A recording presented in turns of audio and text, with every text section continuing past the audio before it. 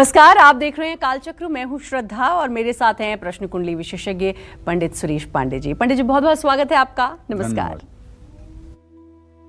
कलयुग में कष्टों की काट बनेगी हनुमान चालीसा। देखिए कालचक्र। जी हाँ, आप भी रोज हनुमान चालीसा पढ़ते होंगे, हनुमत आराधना करते होंगे, लेकिन क्या आपने कभी ये सोचा है कि हनुमान चालीसा को इतना चमत्कारी क्यों कहा जाता है? क्या है हनुमान चालीसा के पीछे का विज्ञान? क्या है इसका ज्योतिषीय पहलू?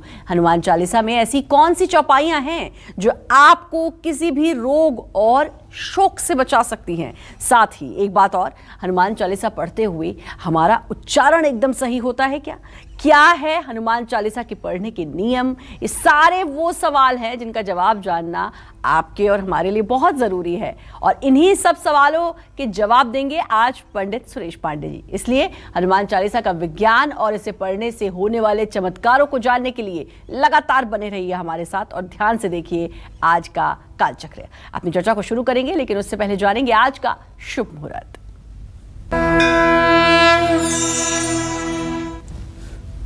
23 जनवरी 2022 दिन रविवार। आज माघ कृष्ण पक्ष की पंचमी तिथि है, सुबह 9:12 तक। इसके बाद षष्ठी तिथि शुरू हो जाएगी। उत्तरा फाल्गुनी नक्षत्र रहेगा सुबह 11:09 तक। इसके बाद हस्त नक्षत्र शुरू होगा। अतिगंड योग दोपहर 12:50 तक। इसके बाद सुकर्मा योग शुरू होगा। आज सर्वार्थ सिद्ध योग है, रवि योग है और अमृत सिद्ध योग बना हुआ है। और आज के कुछ अशुभ मुहूर्त भी हैं, जैसे रविवार है तो राहु काल है 4:30 बजे से 6 बजे तक, यमगंड काल है दोपहर 12:33 से 1:53 तक, और गुलिक काल दोपहर 3:13 से शाम 4:33 तक रहेगा। इन समयों में किसी नए कार्य का शुभारंभ ना करें। जय मां विंध्यवासिनी। तो चलिए अब जानेंगे हम हनुमान चालीसा के विज्ञान के बारे में, और ये भी पंडित जी से जानेंगे कि हमें किस तरीके से इसका पाठ करना चाहिए। तो पंडित जी, हनुमान चालीसा के विज्ञान के बारे में सबसे पहले हमें बताइए, क्या विज्ञान है इसके पीछे? श्रद्धा, युग सहस्त्र जो जन पर भानु, लील्यों ताहि मधुर फल जानी। सबसे पहले मैं आपको हनुमान चालीसा के विज्ञान के बारे में ही बताना चाहूँगा, जैसा कि श्रद्धा पूछ रही है। विज्ञान का मतलब क्या? विज्ञान का मतलब किसी वस्तु के क्रमबद्ध, सुसंगठित, व्यवस्थित ज्ञान को ही विज्ञान कहते हैं। मतलब किसी भी विषय वस्तु के बारे में क्रमबद्ध, सुसंगठित और व्यवस्थित ज्ञान जो होता है वही विज्ञान होता है। तो युग सहस्त्र योजन पर भानु, लील्यों ताहि मधुर फल जानू। इस दोहे का अर्थ है कि बजरंगबली ने एक युग सहस्त्र योजन की दूरी पर मौजूद सूर्य को एक मीठा फल जान करके खा लिया था। कहने का अर्थ ये है कि वैज्ञानिकों ने पृथ्वी से सूर्य की दूरी का जो आकलन कलयुग में किया है, उस आकलन का जो आधार है वो गोस्वामी तुलसीदास जी ने बहुत पहले हनुमान चालीसा में लिख दिया। सूरज और धरती के मध्य की दूरी युग सहस्त्र योजन पर भानु, लील्यों ताहि मधुर फल जानू, इससे स्पष्ट होती है, इस माध्यम से पता चलता है। अब मैं आपको बताना चाहता हूं कि हनुमान जी की उपासना, हनुमान जी की पूजा करने से क्या लाभ होता है। जो व्यक्ति नित्य हनुमान चालीसा का पाठ करता है उसका आध्यात्मिक बल बढ़ता है। ऐसा व्यक्ति हर रोग से लड़ पाता है। हर दिन हनुमान चालीसा का पाठ करने से मन और मस्तिष्क को ऊर्जा मिलती है। हर रोज हनुमान चालीसा का पाठ करने से मन पर पड़े पुराने बुरे विचारों का भार कम होता है। तनाव से मुक्ति के लिए हर रोज सुबह शाम हनुमान चालीसा का पाठ करने से बहुत लाभ मिलता है। मनोबल बढ़ाता है हनुमान चालीसा। हनुमान चालीसा अकारण भय और तनाव को भी मिटाता है। हनुमान चालीसा हर तरह के रोग को मिटाता है। हनुमान चालीसा हर तरह के संकट से रक्षा करता है। हनुमान चालीसा किसी भी तरह का नज़र दोष हो, उसमें हनुमान चालीसा पढ़ने का बहुत लाभ है। नकारात्मक सोच और नकारात्मक ऊर्जा को दूर करता है हनुमान चालीसा। ग्रहों के बुरे प्रभाव को कम करने में मदद करता है हनुमान चालीसा। तन मन और परिवार के कलेश को मिटा सकता है हनुमान चालीसा। बुरी संगत और बुराइयों से दूर रखने में मदद करता है हनुमान चालीसा।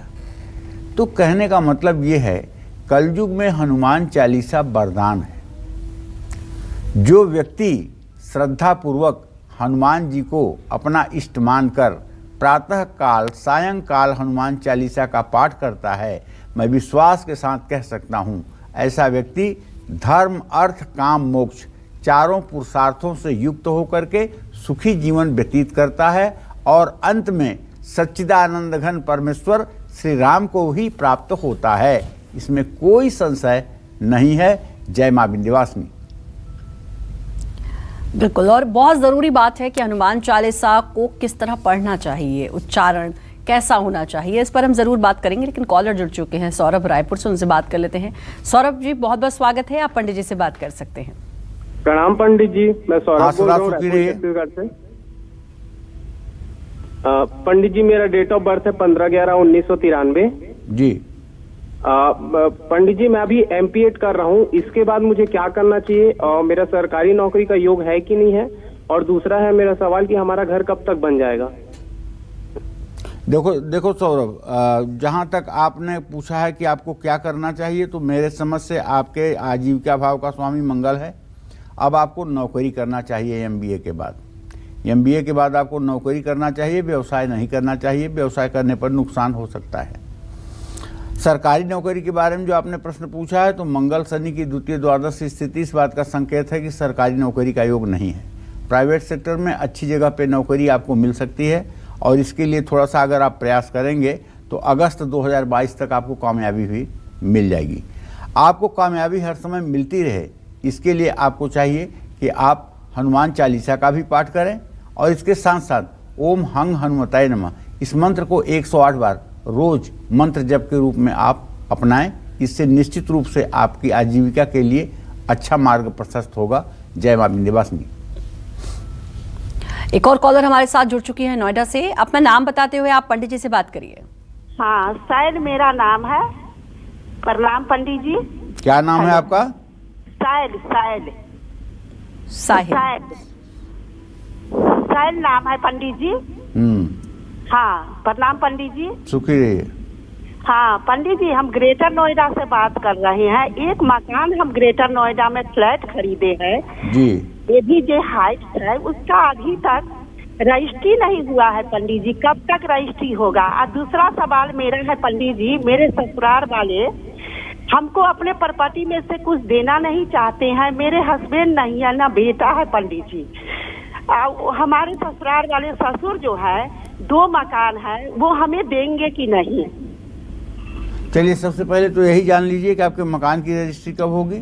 मुझे पूरा विश्वास है कि आपके मकान की रजिस्ट्री फरवरी के महीने में हो जाएगी। 20 फरवरी से 25 फरवरी के बीच में आपके मकान की रजिस्ट्री हो जाएगी। आपकी एक बहुत बड़ी चिंता खत्म हो जाएगी। दूसरी बात यह है कि जब बहुत परिवार नहीं है तो आप क्या करेंगी प्रॉपर्टी लेकर के? अगर ससुर आपके देना भी चाहें तो प्रॉपर्टी लेने का क्या मतलब है? प्रॉपर्टी तो दिमाग का बोझ है, उसका देख रेख करो, उसको संभालो, उसकी चिंता करो, भगवान का भजन करो। ज़्यादा अच्छा होगा कि हरि कीर्तन करो, दिन रात भगवान के भजन में मस्त रहो। जितना कुछ आपके पास है वो कम नहीं है।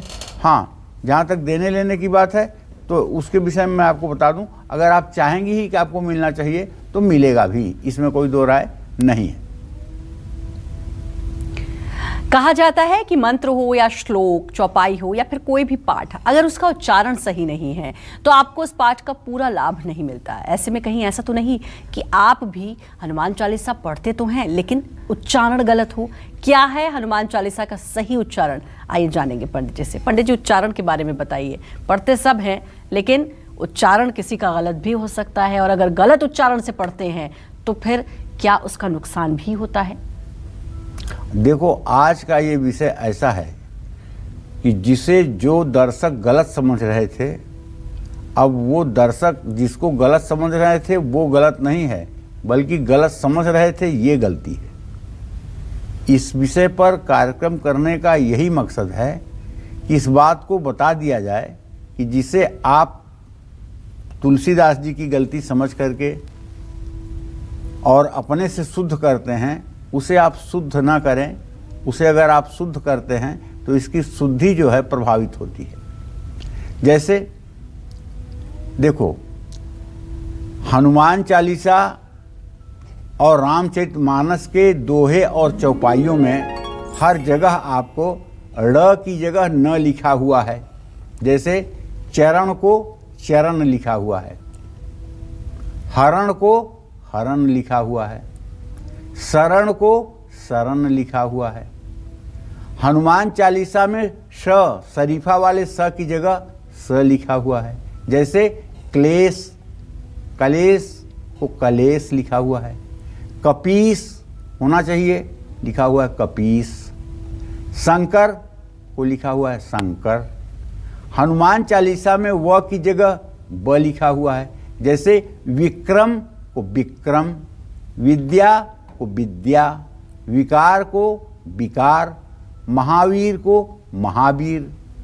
तो हनुमान चालीसा की एक चौपाई में गोसाई शब्द है, इसको गोसाई ना बनाएं। हनुमान चालीसा में हर शब्द जैसे लिखे हैं, इनका उच्चारण वैसे ही करें। यही मेरे बताने का मकसद है। ऐसा ना हो कि आप सोचें कि गोस्वामी जी ने तो लिखने में गलती कर दिया है, अब इसको मैं अपने से सुधार करके पाठ कर लूं। ऐसी गलती नहीं होनी चाहिए। गोस्वामी जी ने जो लिखा है उसका कोई मतलब है, और उसका कोई मतलब है तो उसका लाभ तभी मिलेगा जब उसी के अनुकूल हम आचरण करेंगे। जय मां विंध्यवासिनी। बिल्कुल। और कॉलर हमारे साथ जुड़ चुकी हैं, सरिता हमारे साथ जुड़ी हुई है। सरिता जी, बहुत बहुत स्वागत है, पंडित जी से बात करिए। हेलो, नमस्कार पंडित जी। हाँ, सदा सुखी रहिए सरिता जी। मैं पंडित जी, मेरे को अपने घर के बारे में और अपने बच्चों के बारे में पूछना था, और अपने पति के बारे में पूछना था पंडित जी। जी। पति का जन्म है 87 का 10:27 28 तारीख, और बच्चे का है 11 बच्चों का है 10 फरवरी, एक का 13 फरवरी, एक का 2012, एक है 2015। तो इनके भविष्य के बारे में, और पंडित जी हमारे घर में चिड़चिड़ रहते, कोई वो बताओ। चलिए सरिता जी, मैंने सुन लिया आपका प्रश्न। मैं आपको बताना चाहूँगा, आपके द्वितीय सप्तम भाव का स्वामी जो है क्रमशः बृहस्पति और सूर्य हैं। बृहस्पति और सूर्य की द्वितीय द्वादश स्थिति है। कुल मिलाकर के आपके पति अभी अपने जीवन में बहुत सफल नहीं हो पा रहे हैं। जितना मेहनत कर रहे हैं उसके अनुसार परिणाम नहीं मिल पा रहा है। बहुत संतोषजनक जीवन नहीं है।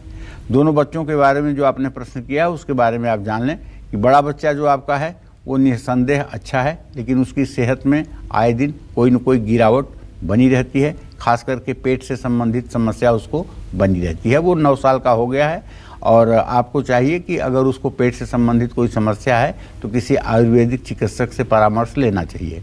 छोटे बेटे के भाव का स्वामी बृहस्पति है, अच्छा है, ठीक है, लेकिन थोड़ा सा पढ़ाई लिखाई में चंचल है, पढ़ाई लिखाई की तरफ ध्यान कम देता है। इसको केले की जड़ अगर पीले धागे में बांध करके आप गले में कुछ दिनों तक धारण कराएं तो पढ़ाई लिखाई में भी ठीक हो जाएगा। और घर में जो किचकिच पिचपिच होती है उसके लिए तो आपको राम दरबार का चित्र लगा करके सुबह शाम राम दरबार की पूजा करनी होगी और आरती करना होगा, तब घर का कलेश जो है समाप्त होगा। जय मां विंध्यवासिनी। तो वैज्ञानिक पहलू तो आपने जाना हनुमान चालीसा का, लेकिन एक और पहलू है और वो है ज्योतिषीय पहलू। क्या है वो ज्योतिषीय पहलू, ये हम जानेंगे। लेकिन उससे पहले लखनऊ से कॉलर जुड़ चुके हैं ज्ञानेश्वर। ज्ञानेश्वर जी, बहुत बहुत स्वागत है, पंडित जी से बात करिए। पंडित जी चरण स्पर्श। हाँ, सदा सुखी रहिए। पंडित जी, हमारा लड़का है निर्विन सिंह, उसकी डेट ऑफ बर्थ है 30 जनवरी 2001, बीकॉम फाइनल ईयर में है जी।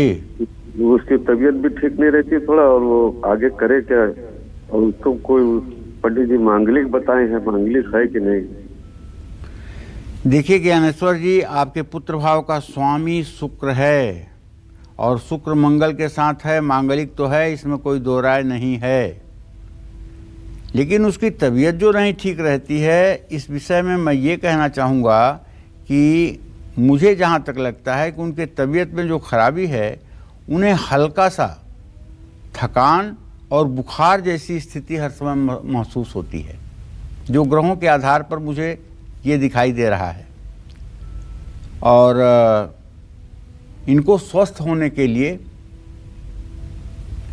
चिरैता, गिलोय और कूट, इन तीनों चीज़ों का काढ़ा बना करके 3 दिन तक लगातार सेवन करना चाहिए। इससे इनकी सेहत ठीक हो जाएगी। और सूर्य को नित्य अर्घ देना चाहिए। नित्य सूर्य को अर्घ दे करके 24 बार गायत्री मंत्र का उच्चारण करना चाहिए। इससे इनका स्वास्थ्य भी ठीक हो जाएगा और इनका जीवन भी ठीक हो जाएगा और आगे भविष्य में इनको सफलता भी मिलेगी। तो हनुमान चालीसा का वैज्ञानिक पहलू तो दर्शकों को पंडित जी ने बता दिया। अब जरा जानेंगे हम जल्दी से हनुमान चालीसा पढ़ने के ज्योतिषीय लाभ क्या हैं। पंडित जी जरा बताइए, वैज्ञानिक पहलू तो आपने बताया, लेकिन ज्योतिषीय लाभ क्या होंगे इसके? पहली बात तो ये जान लो श्रद्धा कि ज्योतिष भी एक प्रकार का विज्ञान ही है, क्योंकि ज्योतिष को भी जो है क्रमबद्ध, सुसंगठित और व्यवस्थित ढंग से ही पढ़ते हैं। ज्योतिष की गणित चाहे कोई काशी में रह करके करे और चाहे कोई न्यूयॉर्क में रह करके करे और चाहे कोई ऑस्ट्रेलिया में रह के करे, गणित सबको एक प्रकार से ही करनी है। गणित में कभी कोई अंतर नहीं हो सकता है। ज्योतिष के 3 अंग हैं, सिद्धांत, संहिता और होरा। सिद्धांत वो है जो गणित के ऊपर आधारित है, जैसे सूर्य ग्रहण, चंद्र ग्रहण, सूर्योदय, चंद्रोदय, ये सब मतलब सिद्धांत के अंतर्गत आते हैं। संहिता के अंतर्गत आते हैं पूरे विश्व पर घटने वाली जो घटनाएं हैं, वो संहिता के अंतर्गत आती हैं। जैसे कोरोना चल रहा है तो इसका मूल्यांकन संहिता के अंतर्गत होगा, न कि ज्योतिष के होरा शास्त्र के अंतर्गत होगा। ठीक है, क्योंकि ये विश्वव्यापी महामारी है। और होरा, होरा अहोरात्र का बीच वाला शब्द है होरा। अहोरात्र माने 24 घंटा। तो इसमें किसी व्यक्ति के जीवन के बारे में हम अध्ययन करते हैं। कोई जीव है तो उसके बारे में पढ़ने वाले दुख सुख का अनुभव जो है हम होरा शास्त्र से करते हैं, जो देश और कुल के आधार पे होता है। जैसे ज्योतिष में भारत में किसी की कुंडली के लग्न में अगर शनि हो तो उसका रंग सांवला होगा, लेकिन उसी समय अगर कोई इंग्लैंड में लड़का पैदा हुआ हो, उसके लग्न में शनि हो, तो क्या उसका रंग सांवला होगा? नहीं होगा ना। तो ज्योतिष कहते समय देश, किस देश में आप ज्योतिष कर रहे हैं, काल और परिस्थिति का ज्ञान होना बहुत जरूरी है। ठीक है, तो ये तो मतलब कि ज्योतिष करने वाले के विवेक के ऊपर भी आधारित है कि वो इन सब चीज़ों का ध्यान रखे। तो हनुमान चालीसा का पाठ करने से ज्योतिष की बात यह है कि शनि ग्रह को शांति मिलती है।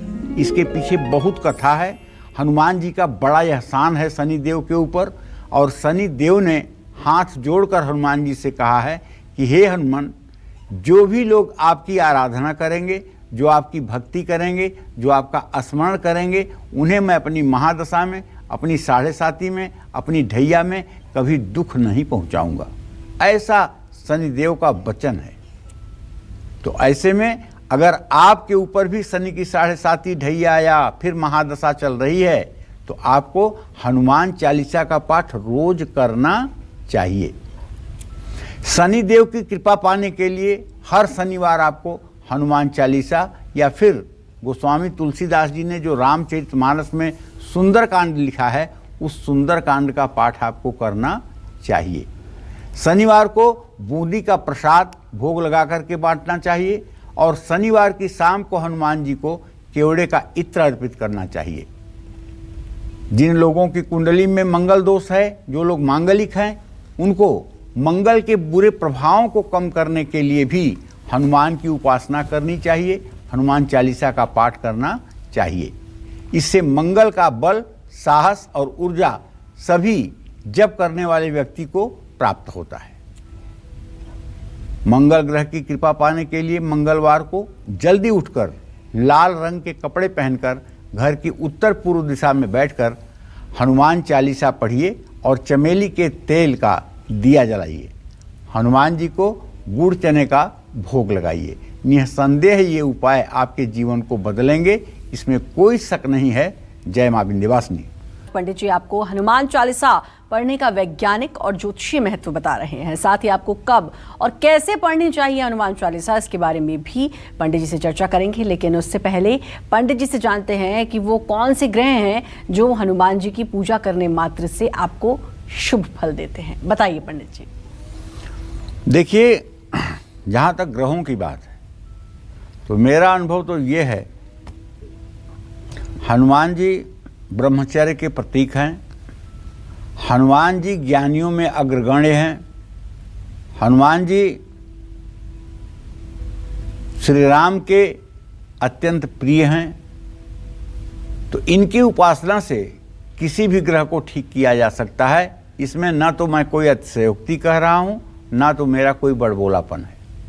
मुझे पूरा विश्वास है कि हनुमान जी की कृपा से सारे ग्रहों को ठीक किया जा सकता है। खास करके सूर्य ग्रह की कृपा पाने के लिए हनुमान जी को हर मंगलवार गुड़हल के फूलों की माला अर्पित करनी चाहिए। हर रोज उगते हुए सूर्य को देखते हुए हनुमान चालीसा का पाठ करना चाहिए। लेकिन ये सूर्योदय से 16 मिनट के अंदर हो जाना चाहिए, क्योंकि सूर्य की तरफ आंखें अगर आप करेंगे और सूर्योदय के 16 मिनट बाद करेंगे तो आंखें खराब होने का भय होगा। जो लोग सम्मोहन विद्या सीखते हैं, जो लोग त्राटक करते हैं, वो लोग भी सूर्योदय से 16 मिनट के अंदर ही कर लेते हैं। 17वां मिनट शुरू हुआ नहीं कि आपकी आंखों को नुकसान पहुंचना शुरू। तो इसलिए ऐसी भी पूजा मत करिएगा कि जो आंखों के लिए अभिशाप बन जाए और आप अंधे हो जाएं। इसलिए जो भी करिएगा सूर्योदय से 16 मिनट के अंदर करिएगा, वरना ना करिएगा। इसके बाद तांबे के लोटे से सूर्य को जल चढ़ाएं। ध्यान रखें, तांबे के लोटे में शहद, चीनी या गुड़ भूल करके भी ना डालें। राहु की पीड़ा से मुक्ति के लिए रोज हनुमान चालीसा का पाठ करना चाहिए। राहु जब खराब होता है तो ये हड्डियों का रोग देता है, घाव देता है, पक्षाघात करता है, शरीर से मवाद निकलती है। ये सभी स्थितियां भी होती हैं। ऐसे में अगर हनुमान जी की उपासना की जाए और रोज हनुमान बाहुक का पाठ किया जाए, चुटकी बजाते हुए घाव ठीक होते हैं। तो किसी भी हनुमान मंदिर में आप अनाज में जौ और सरसों के तेल ये आप दान कर सकते हैं। और अगर कमजोर शुक्र के कारण आपके जीवन में धन और समृद्धि की कमी हो रही है, तो हर रोज रात में सोने से पहले हनुमान जी के सामने सरसों के तेल का दिया जलाकर हनुमान चालीसा का पाठ कर लीजिए। इससे निश्चित रूप से शुक्र ग्रह काफी हद तक ठीक हो जाएगा। जय मां विंध्यवासिनी। और पंडित जी अब जरा जल्दी से ये बताइए कि हनुमान चालीसा के वो कौन से चमत्कारी उपाय हैं जो हम पाठ करें, उन उपायों को करें तो हमारी जो कष्ट हैं वो दूर हो जाएं। नासै रोग मिटै सब पीरा, जो सुमिरै हनुमत बलबीरा। 40 इस हनुमान चालीसा में 40 चौपाइयाँ हैं। ये 40 चौपाइयाँ अपने आप में सिद्ध हैं। एक एक चौपाई का अपने आप में महत्व है, एक एक चौपाई का श्रद्धा अपने आप में मतलब है। कोई भी चौपाई इसमें ऐसी नहीं है जो अनावश्यक हो। अगर गंभीरता से विचार किया जाए तो अनजाने में की गई भूल की वजह से अगर आप किसी कानूनी मुश्किल में फंस रहे हैं तो हनुमान चालीसा का 100 बार एक दिन में मंगलवार को या शनिवार को पाठ करने से उस विपत्ति से आप छूट जाएंगे। यह 7 बार पाठ कर जोई, छूटे बंदी महासुख होई। क्या लिखा है गोस्वामी जी ने? यह 7 बार पाठ कर जोई, छूटे बंदी महासुख होई। चाहे जितना बड़ा कारागार में हो, जेल में हो, बंधन पड़ा हुआ हो, उसको छुड़ाने के लिए 100 बार अगर हनुमान चालीसा का पाठ कर दिया जाए तो ऐसा व्यक्ति कैद से आज़ाद हो जाता है। जो लोग सही हैं, षड्यंत्र से उन्हें फंसाया गया है, ऐसे लोगों को अगर जमानत मिलने में देरी हो रही है तो मंगलवार को 100 पाठ हनुमान चालीसा के चमेली के तेल का दिया जला करके करिए और 100 पाठ करने के बाद हनुमान जी को काले चने को भिगो करके गुड़ के साथ भोग लगाइए। बंदरों में काले चने और गुड़ ये वितरण करिए। निसंदेह 15 दिनों के अंदर आपका व्यक्ति कैद से आज़ाद हो जाएगा। अगर आपके पास पैसों की कमी रहती है, पैसे की किल्लत रहती है, हर समय पैसे की आप तंगी में रहते हैं, हर समय आपको पैसे की कमी अनुभव होती है, तो मंगलवार के दिन सुबह स्नान करने के बाद बड़ के पेड़ का एक पत्ता तोड़िए और पत्ते को साफ पानी से धोइए। अब इस पत्ते को कुछ देर हनुमान जी की प्रतिमा के सामने रखिए और इसके बाद पत्ते पर केसर से लिखिए श्री राम और हनुमान चालीसा का जप करते हुए इस पत्ते को अपने पर्स में रख लीजिए या अपने वॉलेट में रख लीजिए या इसे अपने तिजोरी में रख लीजिए। जब ये पत्ता पूरी तरह से सूख जाए तो इस पत्ते को नदी में बहा दीजिए। ये उपाय बार बार दोहराते रहें, घर में सुख शांति भी आएगी और धन समृद्धि भी बनेगी। तो हर मंगलवार और शनिवार को हनुमान मंदिर जाकर के गुड़ और चना अर्पित करना चाहिए। घर में सुबह शाम हनुमान चालीसा का पाठ करिए। पाठ करने के बाद पहले आधे घंटे तक किसी से बात नहीं करनी चाहिए। 21 दिनों तक ऐसा करने से हनुमान जी की कृपा आप पर बरसेगी, इसमें कोई दो राय नहीं है।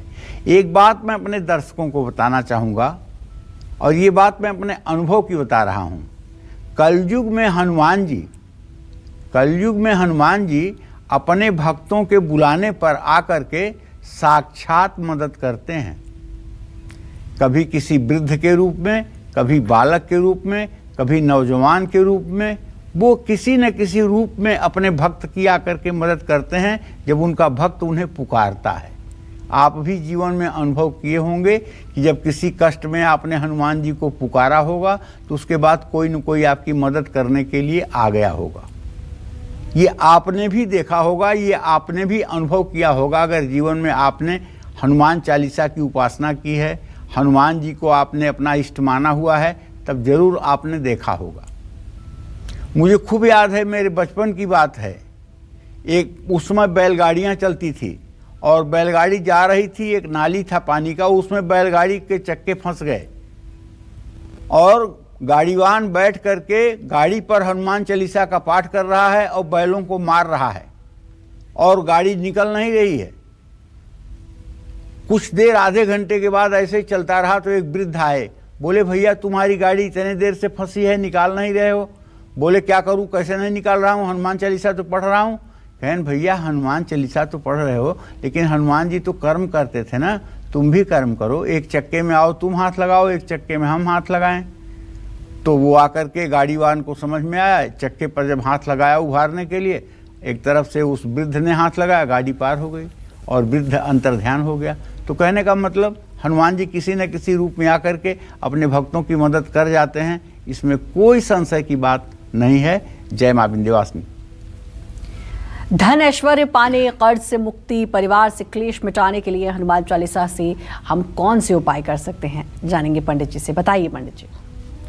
देखिए, धन, सुख, समृद्धि और ऐश्वर्य की प्राप्ति के लिए मंगलवार को हनुमान मंदिर में हनुमान चालीसा की 11 किताबें दान करना चाहिए। पुस्तक दान से बड़ा कोई दान नहीं होता, क्योंकि ये ज्ञान दान है। कारोबार में उन्नति के लिए सूजी या मूंग की दाल का हलवा पीतल की थाली में रखकर हनुमान जी को प्रसाद चढ़ाइए। 11 बार हनुमान चालीसा का पाठ करिए। परिवार में अगर कलेश की स्थिति ज़्यादा है तो हर मंगलवार और शनिवार को हनुमान मंदिर में उड़द की दाल के दाने, सिंदूर, चमेली का तेल, फूल, प्रसाद चढ़ाकर सुंदरकांड और हनुमान चालीसा का पाठ जरूर करिए। अगर आप बेरोजगार हैं, आपकी नौकरी या कारोबार पर संकट आ रहा है, तो मंगलवार के दिन सुंदरकांड का पाठ कर लीजिए, आपका जीवन भी सुंदर हो जाएगा। हर मंगलवार को हनुमान चालीसा का पाठ जरूर करिए। कर्ज से मुक्त होना चाहते हैं तो बुधवार और रविवार को कभी भी पैसे ना लौटाएं। मंगलवार को पैसे चुकाने की कोशिश करें। अपने घर में 9 बत्तियों वाला सरसों के तेल का बड़ा सा दीपक आप जलाइए, उसमें 2 लौंग डाल करके दीपक जलाकर हनुमान चालीसा का पाठ करिए। शरीर में किसी भी तरह की पीड़ा है तो हनुमान चालीसा के साथ साथ हनुमान बाहुक का पाठ जरूर करिए। जानते हैं, गोस्वामी तुलसीदास जी के शरीर में पीठ में बहुत फोड़े हो गए थे और उस कष्ट से वो बहुत व्यथित थे। तब उन्होंने हनुमान जी से कहा तो हनुमान जी ने उन्हें कहा कि हनुमान बाहुक की रचना करो। हनुमान बाहुक की रचना करके जब उन्होंने पाठ किया तो उनके शरीर के पीड़े समाप्त हो गए। जिन लोगों के शरीर में आज भी कोई ऐसा घाव हो गया है जो नहीं सूख रहा है और तमाम उपाय करने के बाद भी घाव बना हुआ है, मवाद निकल रही है उससे और वो ठीक नहीं हो पा रहा है, तो आप नित्य हनुमान बाहुक का पाठ करना शुरू करिए सुबह शाम। 40 दिनों के अंदर आपको इस पीड़ा से मुक्ति मिलेगी, इसमें कोई दो राय नहीं है। और अगर भयंकर चर्म रोग से भी आप पीड़ित हैं तब भी आपको 40 दिन सुबह शाम ब्रह्मचर्य पूर्वक रहते हुए हनुमान बाहुक का पाठ करना चाहिए। जय मां विंध्यवासिनी। पंडित जी, कहा जाता है कि हनुमान चालीसा का पाठ करते समय कुछ विशेष नियमों का ध्यान रखना चाहिए। कौन से हैं वो खास और विशेष नियम? देखिए, हर पूजा पाठ में, कर्मकांड में सावधानी तो जरूरी होती है, क्योंकि श्रद्धा ये बात जान लो कि कर्मकांड जो है दुधारी तलवार है। सीधे चलेगी तो दुश्मन को मारेगी और उल्टा चल गई तो अपने आप को ही मार डालेगी। तो इसलिए कर्मकांड में हर जगह सावधानी तो है। जैसे हनुमान जी की पूजा में ब्रह्मचर्य का पालन अनिवार्य है, क्योंकि हनुमान जी खुद ब्रह्मचर्य के प्रतीक हैं। ठीक है, तो हनुमान जी की पूजा में बनाया हुआ प्रसाद शुद्ध घी का होना चाहिए। हनुमान जी को सिंदूर लगाने के लिए सिर्फ चमेली के तेल का ही प्रयोग करना चाहिए। हनुमान जी को केसर या हल्दी मिलाकर के ही लाल चंदन लगाना चाहिए। सुबह हनुमान जी को गुड़, नारियल का भोग लगाना चाहिए। दोपहर को हनुमान जी को गुड़, घी और गेहूं के आटे के चूरमे का भी भोग लगा सकते हैं। रात के समय हनुमान जी को प्रसाद में फल का भोग लगाना चाहिए। हनुमान जी की उपासना में सिर्फ रुद्राक्ष या मूंगे की माला का ही प्रयोग करना चाहिए। चाहे तो लाल चंदन की भी माला का प्रयोग कर सकते हैं। जय मां विंध्यवासिनी। हनुमान जी की कैसी तस्वीर घर में कहां लगाने से बल, बुद्धि और विद्या का विकास होता है, साथ ही रोग और शोक भी दूर हो जाते हैं। ये भी चलिए जानते हैं पंडित जी से कि कैसी तस्वीर कहां घर में लगाएं, किस तरह से लगाएं, ये बताइए पंडित जी। देखिए, हनुमान जी तो एक ही हैं, लेकिन जगह जगह पर उनके रूप अनेक हैं। कहीं आप पहाड़ लेकर उनको उड़ते हुए देखते हैं, कहीं आप उन्हें राम और लक्ष्मण को अपने कंधे पर बैठाए हुए देखते हैं, कहीं उन्हें अपने सीने में राम दरबार को दिखाते हुए देखते हैं। आपने कहीं उनको आपने वीरासन में बैठे हुए देखा होगा, कहीं उन्हें आप साधना में बैठे हुए देखे होंगे। तो हर चित्र का अपने आप में महत्व है। जिस तरह के चित्र का आप ध्यान करते हैं, जिस तरह के चित्र का आप आवाहन करते हैं, उसके तद अनुरूप आपके अंदर शक्ति का संचार होता है। हनुमान जी का चित्र हमेशा घर में दक्षिण दिशा की ओर देखते हुए लगाना चाहिए, साउथ फेसिंग। तब इनका नाम हो जाएगा संकट मोचन। यह चित्र बैठी हुई मुद्रा में लाल रंग का होना चाहिए। दक्षिण दिशा की ओर मुंह करके हनुमान जी का चित्र शुभकारी माना जाता है, क्योंकि हनुमान जी ने अपना प्रभाव सबसे ज़्यादा इसी दिशा में दिखाया है। कैसे?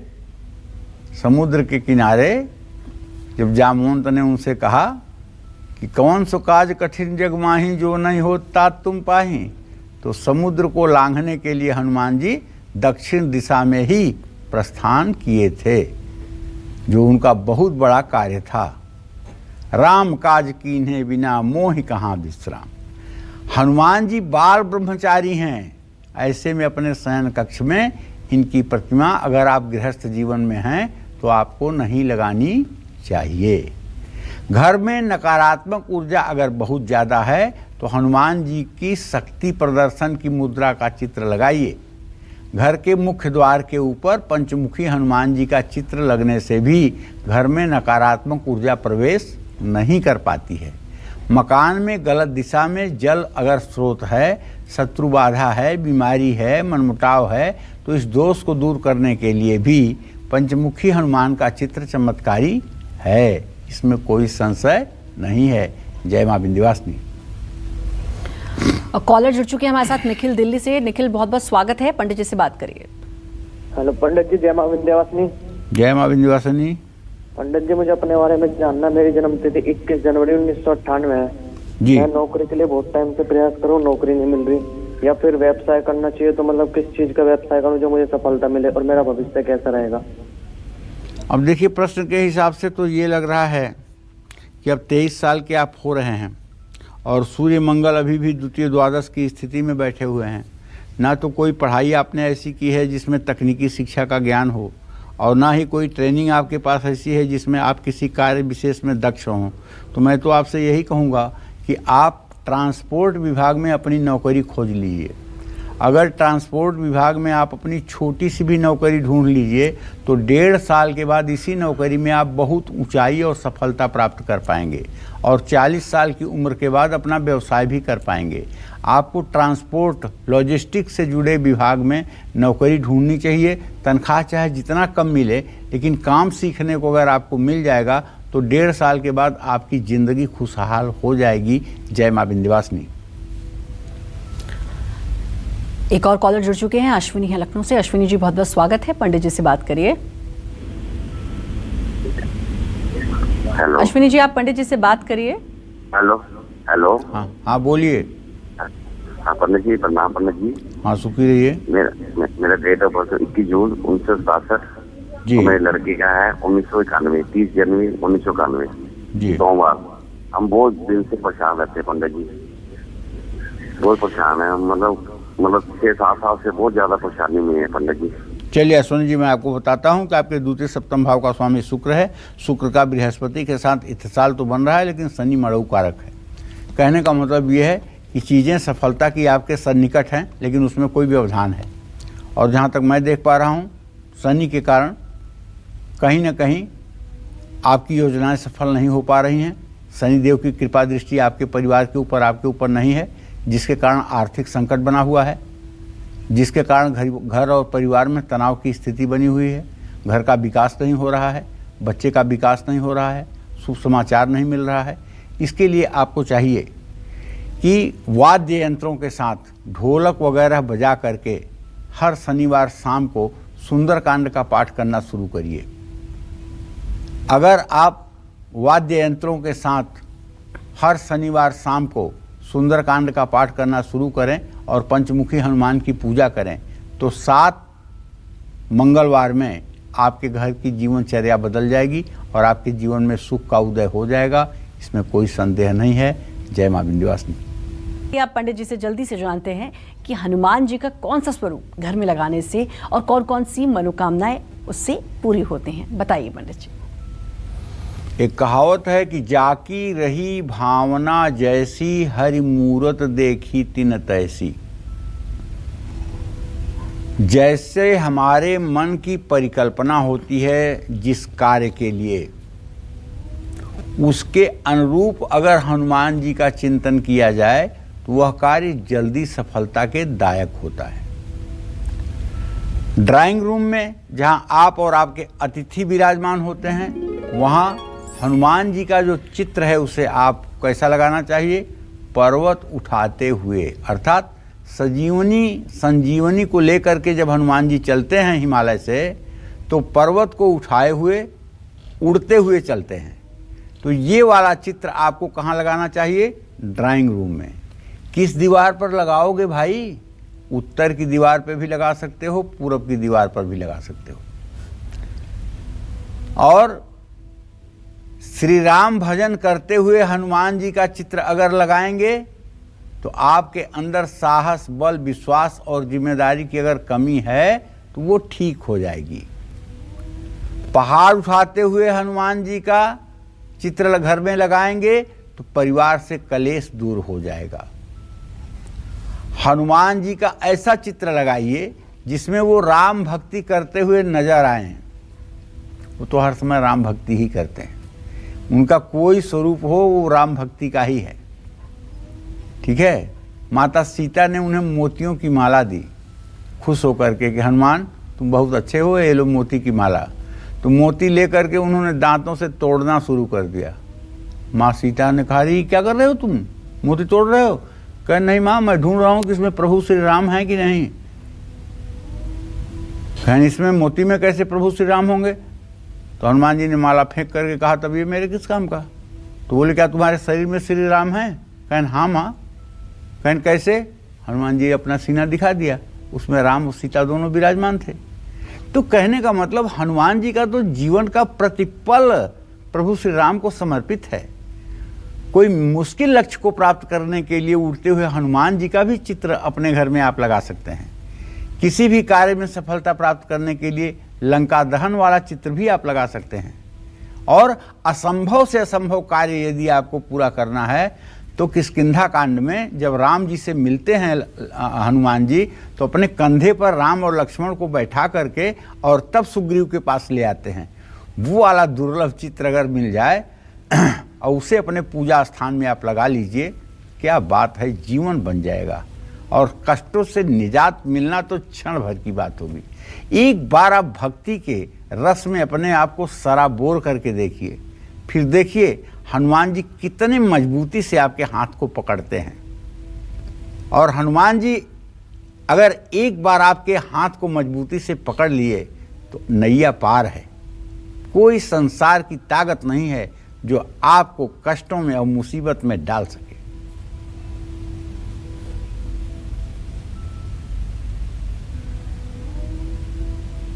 पंडित जी एक बात और, क्योंकि हनुमान जी की आराधना की बात चल रही है, हनुमान जी को प्रसन्न करना चाहिए, लेकिन एक ये भ्रम है या वाकई में ऐसा है, क्योंकि मैं भी एक महिला हूं तो मुझे ये जानना बहुत ज़रूरी है। कहते हैं कि महिलाओं को हनुमान जी की पूजा नहीं करनी चाहिए, क्या वाकई में ऐसा है? देखो सही बात यह है, मैं इस बात से सहमत नहीं हूँ। अलिंगे अस्मद युष्मदी, जिस तरह से अस्मद और युष्मद का कोई लिंग नहीं होता है, उसी तरह से जीव का कोई लिंग नहीं होता है। ये तो शरीर का लिंग है। स्त्री और पुरुष जो है देह लिंग है। ये जो आज स्त्री है कल पुरुष हो सकता है, जो आज पुरुष है कल स्त्री हो सकता है, ऐसे हमारे सनातन धर्म की मान्यता है। हाँ, स्त्री शरीर की संरचना भगवान ने जो की है उसमें थोड़ी सी अशुद्धि जरूर है। वो स्वाभाविक रूप से पुरुष की अपेक्षा अशुद्ध रहने की संभावना उसमें ज़्यादा है। इसलिए महिलाओं को हनुमान जी की मूर्ति, प्राण प्रतिष्ठित मूर्ति को छू करके उसकी उपासना करने का क्रम नहीं कहा गया है। लेकिन घर में चित्र लगा करके पूजा करने में, हनुमान चालीसा का पाठ करने में, सुंदरकांड का पाठ करने में, हनुमान जी का ध्यान करने में कोई दोष नहीं है। हाँ, जगत जननी जगदम्बा माँ सीता भी जब तक आशीर्वाद नहीं दी थी तब तक हनुमान जी के पास कोई पावर नहीं था। वो तो लंका में जब उन्होंने कहा कि अष्ट सिद्धि नवनिधि के दाता असबर दीन जानकी माता, अरे हनुमान जी माता जानकी के पास तो गए थे, वहीं से तो उनको बल बुद्धि मिला। तो जो महिलाएं अपने को महिला न समझ करके हनुमत भक्त समझ करके उपासना करेंगी, वो हर समय उपासना कर सकती हैं, उसमें कोई विघ्न की बात नहीं है। जीवन सफल बनाने के लिए 12 राशि वाले कैसे हनुमत आराधना करें, आइए जानते हैं पंडित जी से। बताइए पंडित जी। हाँ देखिए, हर राशि के लोगों को अलग अलग विधान से पूजा पाठ करने से हनुमान जी प्रसन्न होते हैं, क्योंकि किसी को भांटा बैरी, किसी को भांटा पंथ। एक ही चीज़ न सबके लिए लाभकारी है, न एक ही चीज़ सबके लिए हानिकारक है। तो सबसे पहले मेष राशि के जातकों को बताना चाहूँगा कि कि आप एकमुखी हनुमंत कवच का पाठ करिए और हनुमान जी को बूंदी का प्रसाद चढ़ाइए। और इस क्रम में जो वृषभ राशि के जातक हैं उन्हें रामचरितमानस के सुंदरकांड का पाठ करना चाहिए और हनुमान जी की प्रतिमा के सामने मीठा रोट बना करके उसका भोग लगाना चाहिए। मिथुन राशि के जो जातक हैं उन्हें रामचरितमानस के अरण्य कांड का पाठ करना चाहिए और हनुमान जी को पान का बीड़ा अर्पित करना चाहिए। कर्क राशि के जातकों को पंचमुखी हनुमंत कवच का पाठ करना चाहिए और सिंह राशि के जातकों को रामचरितमानस के बाल कांड का पाठ करना चाहिए और हनुमान जी को गुड़ का रोट का प्रसाद चढ़ाना चाहिए। कन्या राशि के जातक जो हैं इन्हें रामचरितमानस के लंका कांड का पाठ करना चाहिए और हनुमान जी की प्रतिमा के सामने घी के 6 दिए जलाने चाहिए। तुला राशि के जो जातक हैं उन्हें रामचरितमानस के बाल कांड का पाठ करना चाहिए, खास करके राम जन्म का पाठ करना चाहिए। भय प्रगट कृपाला दीन दयाला कौशल्या हितकारी हर्षित महतारी मुनि मनहारी अद्भुत रूप विचारी। तो वृश्चिक राशि के जो जातक हैं उन्हें हनुमानाष्टक का पाठ करना चाहिए और हनुमान जी को गुड़ वाले चावल बनाकर भोग लगाना चाहिए। धनु राशि के जो जातक हैं इन्हें रामचरितमानस के अयोध्या कांड का पाठ करना चाहिए। हनुमान जी की उपासना करनी चाहिए, हनुमान जी को शहद का भोग लगाना चाहिए। मकर राशि के जो जातक हैं इन्हें किष्किंधा कांड का पाठ करना चाहिए। कुंभ राशि के जो जातक हैं उन्हें रामचरितमानस के उत्तरकांड का पाठ करना चाहिए और हनुमान जी को मीठी रोटी बनाकर भोग लगाना चाहिए। मीन राशि के जातक हनुमंत बाहुक का पाठ करें, इससे निसंदेह सब प्रकार की मनोकामना पूरी होगी। जय मां विंध्यवासिनी। बहुत ही सुंदर तरीके से पंडित जी आपने बताया कि हनुमान चालीसा का पाठ किस तरह करना चाहिए और राशियों के हिसाब से भी आपने बताया। अपना समय दिया उसके लिए आपका बहुत बहुत धन्यवाद। नमस्कार। और उम्मीद करते हैं आपको हमेशा की तरह आज का विषय बहुत पसंद आया होगा। कल फिर एक नए विषय और आपकी परेशानियों को दूर करने के लिए ढेरों उपाय लेकर आएंगे हम पंडित सुरेश पांडे जी के साथ।